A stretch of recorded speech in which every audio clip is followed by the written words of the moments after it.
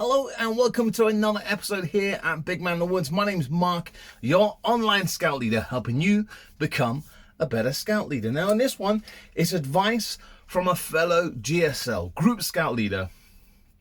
And it's things that I've picked up over the past couple of 3-4 years being a Group Scout Leader on getting the very best out of your leadership team, whether it's in your group or even in fact if you're in district level or something like that and you're a DC and you're trying to get your Group Scout leaders to work better as a team.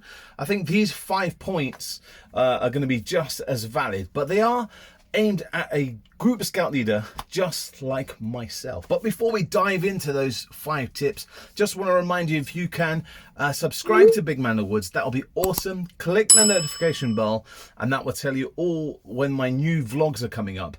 And also please have a look at my Instagram account. Just a little extra thing over there, okay? Right, let's delve into my 5 tips for getting the best from your leadership. Every Group Scout leader needs a cuppa, don't they? Right, so my first one is treat your volunteers as if they were paid members of staff. So just because they're volunteers doesn't mean they're not going to be committed as if they were being paid in your company, you know. And remember that time is valuable. Yeah, we are volunteers. So just think of that volunteer is working in your company. Yeah, you wouldn't work for your work for free, would you? You wouldn't do overtime for free. And if your boss said, hey Mark, can you do XYZ, but you're not going to get paid for it, you'll be like, whatever. So if you think that way as your leaders, you're not going to get nothing from them, are you? So give them respect like you would get from work or expect to get from work. Yeah, so treat them as much as you can, respect them, value their time and effort, whatever they put into working in the group or whatever. Do you know what I'm trying to say? It's really hard for me to explain what I'm trying to say. These words aren't coming out of my head properly. So my second point is treat them as a person first, then a leader second. So for me, it's about looking after that individual person. Yeah, we have all different needs, whether it's time commitments. Not everyone is obsessed with scouting and has a scouting memorabilia in their garden shed or whatever. Maybe they are passionate for scouting. Maybe they just don't have enough time as much as you would like them to be, and they only can drop in to help at beavers and be that occasional helper. That is absolutely fine, and treat them because they have a life outside of scouting, just as we have lives outside of work. Maybe it is scouting like us, but they are a person. They have feelings, and maybe they generally can't get their heads around knots like me. So every scout leader is expected to learn 5 knots and do this and do that. Well, it doesn't work like that with some people. Some people like me just can't work out knots. So we're human. If people are struggling, let them have some time off. The burnout is crazy. Treat them as a real person rather than a Baden Powell or a Bear Grylls, yeah? Person first, leader second. Third point would be their number 1 fan. When they've done something amazing, praise them. Say thank you very much, but don't do that, thank you. Say it from the bottom of your heart like you actually mean it. And if you don't mean it, then don't say it. Don't be fake.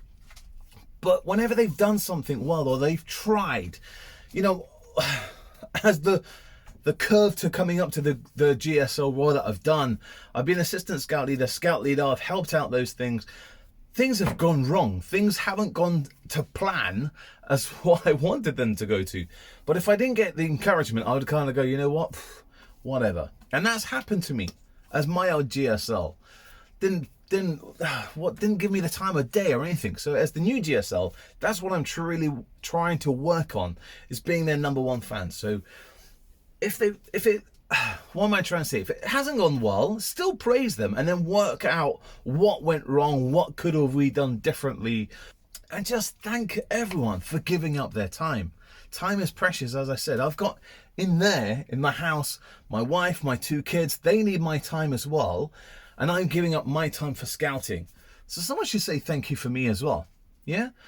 We expect it from the young people and the parents and stuff like that, but the district and our groups and the county, we should start saying thank you more to our leaders for giving up their time. So the word thank you is going to be used quite a lot in this. So my fourth point is relationship trumps every single thing, yeah? And I've kind of briefly touched on it in the past 3 points. Just making sure you form a bond. You try and make a friendship. You're not going to like everyone. That's just the human race, isn't it? We can't get on with 100% of the people. And that's going to be the same in your group, in your district, in your county. I can speak for myself. There's not everyone in my county and district I look up to and kind of think, yeah, but I'll be professional about them and I'll speak to them and whatever.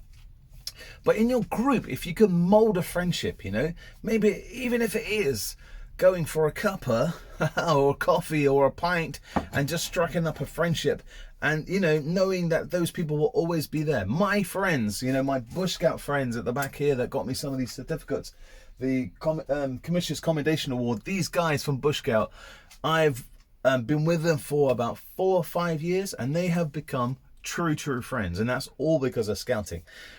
And it's amazing that the friendships that are formed in scouting are for life. I've made some amazing friendships from people in Brazil, in Australia, in Canada, in Germany, and it's cool knowing that those people will always be there through whatever happens, thick and thin. The pandemic that we're going through now, those are real true mates, and that's all been because of we've been forming that bond and that relationship through scouting. And if you do that in your group, you're going to get the very best from your leaders. So my 5th and final point of getting the very best from your leaders is equip them to succeed. What does that mean? Well, just like me, some scout leaders have joined the group with no scouting experience at all. 13, 14 years ago, when I walked through my group doors, I didn't know anything about scouting. I knew a little bit, but I didn't have the skills and the experiences that I do now. And maybe that's the same for some of your leaders that you have in your group. So give them those training experiences. Give them the knowledge that there's courses out there. Maybe they just need a one-to-one chat with you or your experience or firelighting, or in particular like me, someone to sit with me and do knots. My God, I think that's just like I'm not gonna do. Just go on. Stupidly. But yeah, give them equipment. So whether it is actually physically equipment and arming them, the proper stoves to go camping with, you know what I'm trying to say? Maybe it is physical things, or maybe it's a mental thing that they just need some time to speak to you and talk over the camp or the badge that they're running. And they're not quite sure about the risk assessment. So give them that equipment to succeed. Do you know the most important bit of equipment that you can give any scout leader? Time, yeah? We joke that scouting is 2 hours a week, but we know, wherever that rumor started, it's not always 2 hours a week. We actually need a bit of time, either to sit down with someone and talk through those thoughts, those things that are niggling in your head, that your wife just doesn't understand. Your husband is like, I am sick and tired of you speaking about POR or whatever, and you're just struggling, you can't find it on Compass or whatever. So just giving your leaders a bit of time, whether that's to expand themselves, to make them a better person, and instead of like you going, why haven't you finished XYZ? Maybe that person just needs a bit more time to finish that module. Or on the other hand, the time, your actual physical time to sit down and talk through them. Maybe they need a review. Maybe you haven't done that. Maybe they're struggling. You don't know what they're going through. Maybe it's work, family commitments or whatever, and they're just going to burst out and burn out or whatever. Or they're just struggling with XYZ. I don't know. But just equipping someone with your own personal time and saying thank you. If you follow those 5 steps in your journey as the GSL, you will see your leadership goes from strength to strength. And those points I've been using for quite a few years, and my group have now expanded, the exec team have expanded. It's not all down to me, but it's my managerial skills that I use at work that I'm now using in scouts.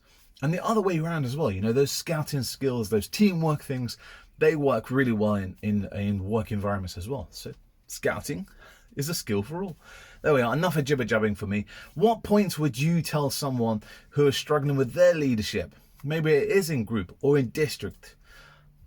we have big teams in scouting, didn't they? What would one bit of advice be for you if you were having to manage a team? Let me know, comment below, and I would love to read your comments. Until next time, guys, don't forget, subscribe to Big Man in the Woods, and I'll see you next time here on Big Man in the Woods. Take care and happy scouting.